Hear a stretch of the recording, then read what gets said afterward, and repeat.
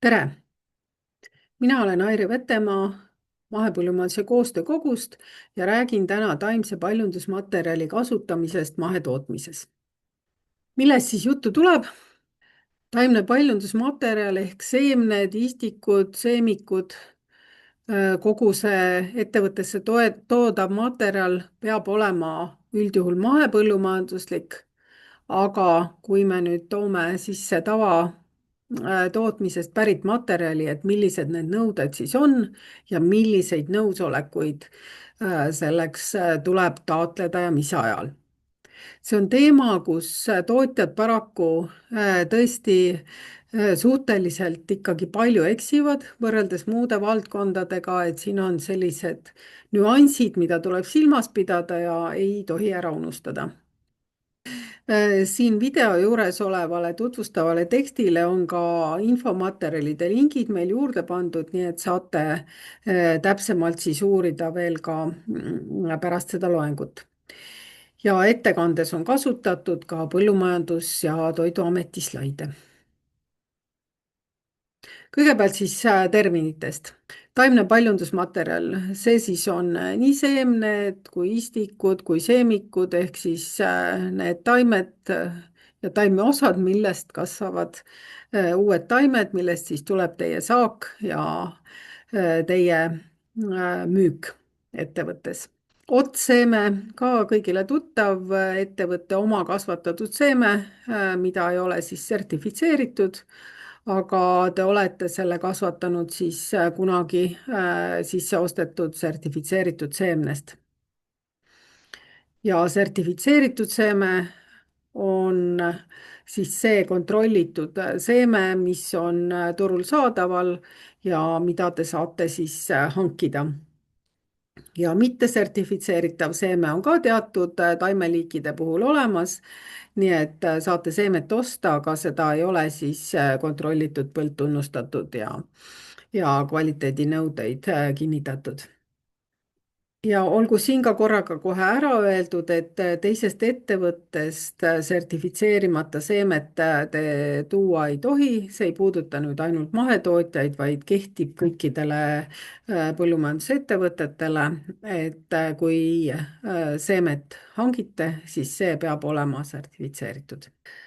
Nagu öeldud siis, et mahepõllumajanduses tuleb eelkõige kasutada mahepõllumajanduslikku või üleminekuaja taimset paljundusmaterjali. Kust ta seda saab? Et taimse paljundusmaterjali andmebaas on olemas PTA veebilehel. Sealt saab siis vaadata, et millised seemned on turul saadaval. Muud paljundusmaterjali seal paraku saada ei ole. Aga selge on see, et kõiki liike ja kõiki sobivaid sorte kindlasti sellest andmebaasist ei leia ja see tähendab seda, et tuleb kasutada ka mitte mahepõllumajanduslikku paljundusmaterjali. Ja siin on nüüd need kohad, kus tuleb väga täpselt jälgida, et kuidas küsitakse neid lubasid, nõusolekuid ja milliseid andmebaase siis jälgida tuleb. Et põhimõtteliselt on siis siin 3 varianti, et on olemas juba üldluba tavaseemne kasutamiseks või muu paljundusmaterjali kasutamiseks ja siis te saate küsida ka üksikluba, kui üldloas vastavat kultuuri ei ole. Ning loomulikult saab kasutada siis oma ettevõttes toodetud seemet ehk otsseemet. Siin on ka väike näide sellest maheseemne andmebaasist. Me kutsume teda maheseemne andmebaasiks, sest tõesti siin on ainult seemned, istikuid, seemikuid siin andmebaasis paraku ei ole. Kuigi kui need oleks turul saadavad, siis see on see koht, kuhu nad üles pannakse. Ja siin on siis näha, et läbimüüdud partiid on sellises hallis kirjas ja see, mis veel on saadaval, see on siis tumeda kirjaga. Ja siin on siis, eks ju, kultuur, sort, kogus, millises koguses seda saada on. Siis on ka kontaktandmed selle müüja kohta, nii et siit saate kogu vajaliku info kätte ja saate siis omale siit maheseemet tellida. Ja ma vaatasin 2025. aasta alguses, et millised kultuurid siis siin saada olid. Et noh, enamik teraviljakultuure, mida mahetootjad kasvatavad, oli saada ja ka hernest, tatart, rüpsi ning siis mõningaid heinaseemneid.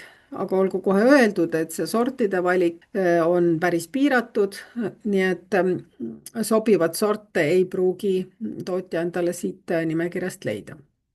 Ja kui nüüd andmebaas ei paku seda, mida teil vaja on, siis tulebki hakata toimetama lubade kontekstis. Põllumajandus- ja Toiduamet on väljastanud siis üldloa, mis on liikide, alamliikide, sortide loetelu dokument, noh, tegelikkuses on seal ikkagi märgitud liigid ja see on siis üldine nõusolek kõigile tootjatele, mitte mahepaljundusmaterjali kasutamiseks. See üldluba on antud selleks, et iga tootja ei peaks eraldi küsima nõusolekut sellele kultuurile, millele ta niikuinii nõusoleku saaks. Ehk et selge on see, turul saada ei ole, üldluba on antud ja tootjad võivad siis hankida tavaseemet või muud paljundusmaterjali. Tuleb aga silmas pidada, et üldluba ei ole selline staatiline dokument. See on muutumises ja on seotud siis mahepaljundusmaterjali olemasoluga andmebaasis, et kui üldloas on mõni liik, mille seeme siis näiteks tuuakse turule ja kantakse sinna andmebaasi, siis kustutatakse liik üldloast. Nii et kui te olete näiteks 2 kuud tagasi seda üldluba vaadanud, et seal oli noh, mind huvitav liik olemas, siis see ei tähenda, et see olukord praegu sellel hetkel, kui te hakkate siis tellima vastavat seemet näiteks, et see olukord on samasugune. Ja kui liiki ei ole üldloa nimekirjas, kuid selle liigi maheseemet ikkagi saada ei ole või ei ole siis sobivat sorti saada, siis tuleb küsida nõusolek vastava seemne kasutamiseks. Ja millal siis PTA teile selle nõusoleku annab? Kui selles andmekogus, mida ma ennem näitasin, ei ole ühtegi sorti sellest vastavast kultuurist siis registreeritud ja see liik ei ole ka üldloa nimistus, siis teile see nõusolek kindlasti antakse. Nüüd on teine olukord. Kui PTA kaalutleb, kas anda see nõusolek või mitte, ehk siis tegu on olukorraga, kus teid huvitav sort selles andmekogus ei ole, maheseemne andmekogus, aga teie kindlasti sooviksite seda konkreetset sorti kasutada. Ning see tähendab siis seda, et te peate väga selgelt põhjendama, et miks ükski sort, mis selles andmekogus on, teile ei sobi ja te vajate mingit muud sorti, mida siis mahedana saada ei ole. Et kui te selle väga selgelt ära põhjendate, siis on tõenäoline, et te selle loa ka saate. Aga siin on veel ka selline variant, kui näiteks te küll olete juba selle maheseemne tellinud, aga te näete, et turustaja ei saa teile mingil põhjusel seda tarnitud õigeks ajaks, siis on teil samuti võimalus ringi otsustada ja tellida siis tavaseemet, küsida selleks nõusolek ja siis saate ikkagi oma külvid ära teha. Ja siis on veel variandid, kus tehakse selliseid välikatseid või teadusuuringuid, kus on siis tarvilik ka see tavaseemne kasutamine. Ja nagu sai öeldud, et väga oluline on siis see hetkeseis. Et kui teie planeerite varakult juba omal külviseeme ostmist kevadeks, see on näiteks juba eelmisel aastal, sügisel vaatate, et te tahate omal need seemned ära tellida ja vaatate siis seda üldluba ja seal on siis olukord, kus maheseemet saada ei ole, vastavalt siis hakkate tellima tavaseemet, et siis on hästi oluline see, et teil on kirjalik kinnitus, et mis on kuupäevaline ja millega te saate siis tõendada, et noh, näiteks 15. novembril ma vaatasin üldluba, üldluba oli sellele kultuurile antud, mul ei olnud vaja eraldi nõusolekut küsida ja ma tellisin selle seemnetava seemnena ära. Ja see tähendab siis seda, et te teetegi vähemasti meili oma sellele seemnetarnijale, kus te tellite seda seemet sellel 15. novembril. et see on siis teie tõendusmaterjal, kui PTA tuleb kontrollima, et sellel hetkel maheseemet saada ei olnud. Et kui te nüüd selle ära unustate ja näiteks teil arve tuleb alles jaanuaris või veebruaris ja sellel hetkel juba vastav kultuur on üldloa pealt maha võetud, siis olete hädas, siis teil ei ole nagu millegiga võimalik tõendada seda, et tegelikkuses see tellimise protseduur hakkas sel ajal, kui üldloal seda seemet märgitud ei olnud või seda kultuuri. nii et väga tähtis kirjalik tellimise tõendusmaterjal teil peab olemas olema, et see tavaline meil, tellin seemet nii palju, see on täiesti okei. Ja siin nüüd veel üks asi, mis tihtipeale ära ununeb, on see, et kui ühel tootjal on mitu ettevõtet, siis tuleb see nõusolek tavaseemne kasutamiseks küsida iga ettevõtte poolt eraldi, et teil on näiteks 2 ettevõtet ja mõlemast te plaanite siis seda tavaseemet osta ja selle nõusoleku te peate siis küsima mõlema ettevõtte alt, et ei piisa sellest, kui te ühe ettevõtte alt küsite. PTA kontrolliks siis tuleb tellimise või ostudokumendid säilitada, et teil oleks näidata, et mis hetk see oli, kui te tellisite või ostsite ja siis samuti need seemneetiketid, pakendid või taimepassid, olenevalt siis kultuurist, et need tuleb alles hoida, et neid PTA soovib koha peal kontrollida. ja üks selline oluline nüanss on see, et kõik need seemnenõuded kehtivad kõikidele kultuuridele, mis te oma põldudele külvate, sealhulgas vahekultuuridele. et tootjad küll ütlevad, et ma ei kasvata neid vahekultuure ju müügiks, et see on minu väetis, minu haljasväetis. et miks peab siis selle seemnega niimoodi tegelema, aga paraku nii see on, et seemnenõuded kehtivad kõikidele külvatud kultuuridele, olgu ta siis haljasväetis või saagikultuur. nii et seda tuleb kindlasti ka silmas pidada. et olenemata sellest, kas te olete siis selle seemne kasutaja või olete ka sertifitseeritud seemnetootja, need nõusoleku ja üldloa nõuded on kõik ühesugused. et ka sertseemne kasvataja peab neid nõusolekuid küsima. ja hästi oluline nüanss on ka see, et see seeme, mida kasutatakse, siis see tavaseeme, mida mahetootmises kasutatakse, peab olema keemiliselt töötlemata, et ainult mahetootmises lubatud ainetega võib olla see seeme töödeldud. ja nüüd on siis bakterpreparaadiga on puhitud seemne teema. Bakterpreparaadid üldiselt mahetootmises on lubatud, aga küsimus on selles, et mis selles kompotis siis veel sisalduda võis. sageli pannakse bakterpreparaadile juurde lisaaineid, mis kõik ei pruugi mahetootmisse sobida. et seal võib olla ka mineraal- ja mikroelemente, toitainete segu, säilitusaineid. see on niisugune päris keeruline koht, sellepärast et puisetootjad ei avalda neid lisaaineid väga täpselt, et see on nagu ärisaladus ja selle tõttu ei ole võimalik ka kontrollida, mida see segu siis sisaldab. et sageli on seal kirjutatud juurde ka extra nutrients ehk lisatoitained koostises, mis tähendab, et sageli on seal siis mineraalne lämmastikväetis, mis mahetootmisesse ei sobi. et eriti puudutab see nüüd heintaimi ja siin ka lutserni puhul just on olnud teemaks, et on sellised bakterpreparaadid töötlemiseks, mis siis mahetootmisse ei sobi. nii et siin tuleb olla hästi tähelepanelik ja jällegi, kui endal seda teadmist jääb väheks, siis kindlasti küsida Põllumajandus- ja Toiduametilt, pöörduge oma järelevalveametniku poole ja kindlasti küsige, et tahan osta sellist seemet ja töödeldud on bakterpreparaadiga, kas see on ikkagi okei. Omatoodetud seeme.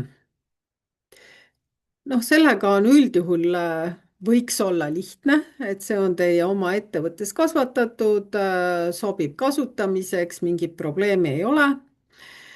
Siin on üks erand ka, et need, kes alustavad siis mahetootmisega, et nendel on suure tõenäosusega on laovarud eelmisest aastast, kui veel mahetootmisega ei tegeletud, ehk tegu on siis tavaotsseemnega, et siis esimesel ülemineku aastal te võite seda kasutada. Kui te olete juba teisel ülemineku aastal, siis neid vanu laovarusid enam kasutada ei tohi ja külvata saab siis seda otsseemet, mis teil sellel esimese üleminekuaasta maal kasvas, et see on okei, aga see vana, varem tavatootmises kasvatatud otsseeme siis teisel üleminekuaastal enam ei ole lubatud ja sealt edasi ka mitte.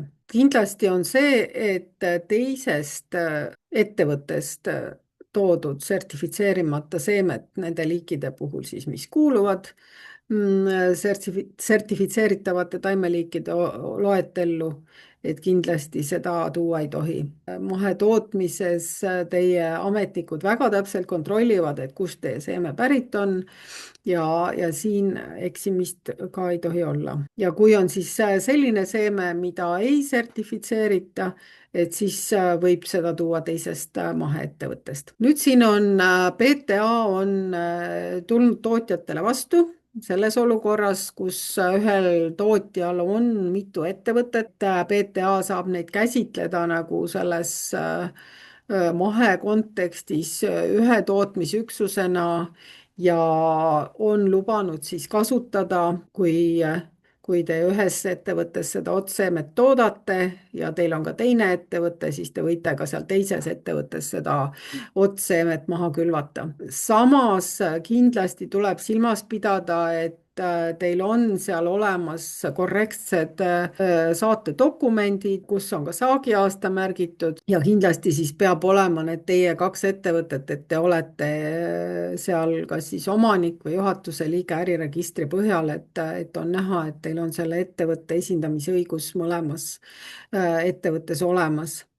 ja PTA kindlasti teavitab, kui selline lähenemine peaks muutuma, aga hetkel siis on see võimalus tootjatele antud, et see paindlikkus on siis kontrolli osas sisse toodud. lisaks seemnele on siis meil ka muid variante taimsest paljundusmaterjalist, et on ka seemikud, et seemik on siis külvatud seemnest kasvatatud noortaim, mida veel ei ole ümber istutatud, ehk siis salatitaimed, tomatitaimed. mahetootja saab kasutada siis maheseemikuid ja üleminekuaja seemikuid. mahetootja ei tohi kasutada mittemahedaid seemikuid nende liikide puhul, mille kasvutsükkel kestab ainult ühe kasvuperioodi, ehk siis need tavalised köögiviljad, kapsas, tomat, paprika, mis iganes, et kõikide nende puhul peab siis see seemik kasvama mahenõuete kohaselt. seeme ise võib olla siis tavatootmisest pärit, kas siis üldloa või üksikloa alusel, aga see seemiku kasvatamine peab juba toimuma mahepõllumajanduslikult. ja sama kehtib tegelikult ka istikute puhul, et kui liigi kasvutsükkel kestab ühe kasvuperioodi, siis peab see olema pärit mahetootmisest, et ei ole võimalik see, et mahetootja läheb, hangib tavaistikuid kuskilt tavaettevõttest, see lubatud ei ole. istikuid saab siiski kui on tegu siis näiteks nende köögiviljaistikutega, et siis need peavad pärinema mahetootmisest ja meie maheköögivilja kasvatajad näiteks on siis neid istikuid tellinud ka teistest riikidest, Hollandist ja mujalt, et saada just need maheistikud kätte. Et sellist istikute pakkumist mahedana kahjuks väga ei ole, et selles andmebaasis ühtegi istikut pole märgitud ja istikute puhul on siis variant, et kas kasvatate ise või siis teete koostöökokkuleppe kellegi mahetootjaga või siis hangite teisest riigist. Siin on väga selge nõue ja siin rikkuda seda ei tohi. Muidu teie toodang, kuigi te olete teda mahedana siis oma ettevõttes kasvatanud, aga kui need istikud on tavatootmisest, siis te seda toodangut mahedana müüa ei saa. Kui me nüüd räägime nendest kultuuridest, mille kasvuaeg on pikem kui 1 aasta, ehk siis marja- ja puuviljakultuurid, siis saab kasutada tavatootmisest pärit istikuid. Et see on siis üld- või üksikloa alusel, aga nagu juba öeldud, ühtegi istikut meil selles andmebaasis pole, mis tähendab seda, et kõigele on antud üldluba ja eraldi luba siis kasutama ei pea.